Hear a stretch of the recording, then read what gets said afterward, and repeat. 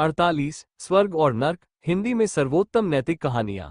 एक समय की बात है, गांव में एक पवित्र व्यक्ति रहता था। वो स्वर्ग और नर्क के बारे में जानने के लिए हमेशा उत्सुक रहता था। एक दिन वो पवित्र व्यक्ति भगवान से मिला। जब वह भगवान से मिला तो उसने पूछा, हे प्रभु, क्या आप मुझे बता सकते हैं कि स्वर्ग और नर्क कैसा होता है? भगवान मुस्कुराए और उसे दूसरी दुनिया में ले गए। वहां वे दो दरवाजों के सामने खड़े थे। भगवान ने उससे कहा कि वह स्वयं जाकर प्रत्येक दरवाजे के अंदर देखे। पवित्र व्यक्ति ने जाकर पहला दरवाजा खोला। वहां उसने एक बड़ी गोल मेज देखी जिसके चारों ओर लोग बैठे थे।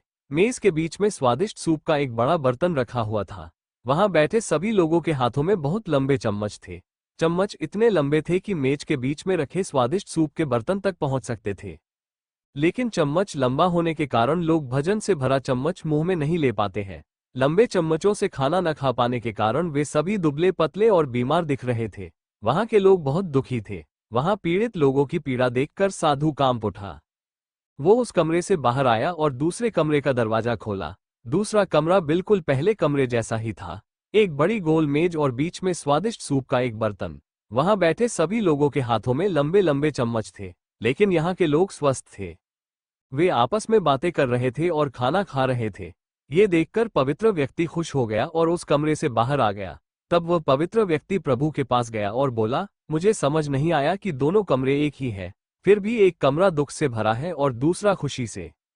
भगवान ने उसे समझाया, तुम देख रहे हो कि लंबा चम्मच दूसरों को खिलाने के लिए अच्छा है, लेकिन खुद को खाना खिलाना ठीक नहीं है। जिस कमरे में आप पहले गए थे वो नर्क था। वहां के लोग लालची होते हैं और सिर्फ अपने बारे में सोचते हैं और दूसरों की मदद नहीं करना चाहते, जिसके कारण वे अपना पेट नहीं भर पा रहे हैं और परेशान हो रहे हैं।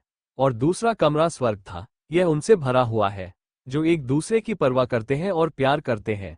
वे एक दूसरे को उन लंबे चम्मचों से खाना खिलाते हैं जो उन्हें स्वस्थ और खुश रखता है। सीख, अगर हम एक दूसरे का समर्थन करते हैं और उसकी परवाह करते हैं तो हम अपने जीवन को स्वर्ग बना सकते हैं और खुशी से रह सकते हैं।